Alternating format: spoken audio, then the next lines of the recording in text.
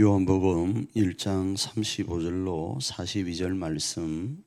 또 이튿날 요한이 자기 제자 중 두 사람과 함께 섰다가 예수께서 그네 심을 보고 말하되 보라 하나님의 어린 양이로다. 두 제자가 그의 말을 듣고 예수를 따르거늘 예수께서 돌이켜 그 따르는 것을 보시고 물어 이르시되 무엇을 구하느냐. 이르되 랍비여 어디 계시오니이카니. 랍비는 번역하면 선생이라. 예수께서 이르시되 와서 보라. 그러므로 그들이 가서 계신 데를 보고 그날 함께 거하니 때가 10시쯤 되었더라.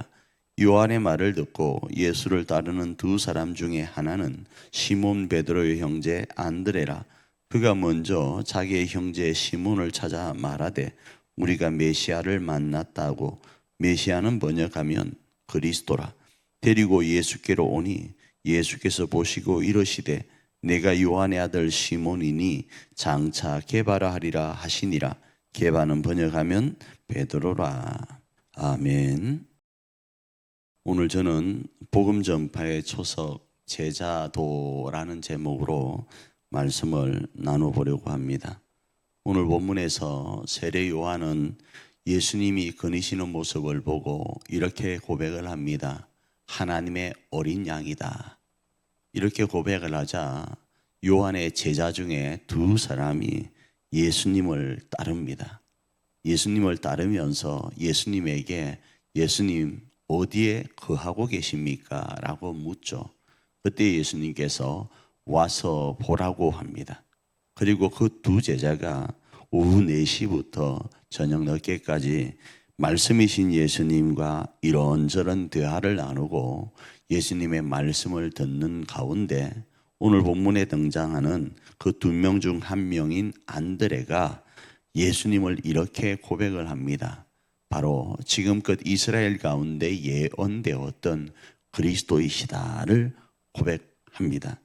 그리고 그 그리스도를 만난 사실을 이 안드레는 자신의 형제인 요한의 아들 시몬에게 전합니다. 전할 때에 지금껏 우리가 기대하고 고대하던, 그렇게 학수고대하던 메시아를 만났다라고 하죠. 그리고 예수님께로 이 시몬을 데려오자 예수님께서는 이 시몬을 바라보면서 하시는 말씀이 장차 개발하겠다. 번역하면 베드로라. 이렇게 말씀을 합니다. 우리가 잘 아는 것처럼 이 베드로라는 뜻은 예수님께서 다른 공간 복음에서 말씀하시기를 어떻게 말씀을 하고 계시죠? 바로 베드로의 고백, 주는 그리스도시요 살아계신 하나님의 아들이십니다 라는 그 고백이에 예수님께서는 이제 너는 베드로라, 내가 반석 위에 교회를 세우겠다 이렇게 말씀을 하지 않습니까? 그렇습니다. 복음 전파의 초석이 어디로부터 시작되는가? 오늘 본문에 등장하는 것처럼 하나님의 말씀 안에 거하고 그 말씀 안에 깊이 들어갈 때에 바로 제자가 되고 그 제자들은 복음 전파를 위하여 헌신하게 되어집니다. 이러한 모습이 우리 교회 가운데, 우리 가정 가운데 적용될 때는 이러저러한 모습으로 적용될 수 있습니다. 우리가 잘 아는 것처럼 오늘 베드로가 예수님을 만나는 장면이 다른 복음서에서는 고기를 잡다가 만납니다. 그런데 세례 요한은 오늘 안드레가 자신의 형제 시몬을 불러옴으로 만나는 것으로 간략하게 표현하고 있습니다. 복음도 이러저러한 모습들로 우리 가운데 작동되지만 때로는 간략하게 표현할 때 복음이라 이렇게 표현할 수 있는 거죠. 그러나 오늘 2026년 우리가 오늘을 살아가는 이 시점에서는 이 복음이 나타날 때는 여러 가지 모습으로 현실화되어서 실제화되어서 나타나게 되어 있습니다. 그래서 그러한 모습으로 복음을 전가해 갈 때는 여러 가지 모습으로 나타나는데 그 모습은 우리가 먼저 말씀을 깊이 묵상하고 예수님을 제대로 만난 상태에서 증거될 때에 이 복음은 증거되고 그 복음을 통하여서 하나님을 만나는 역사가 가장 사랑하는 이들 가운데 일어나게 됩니다.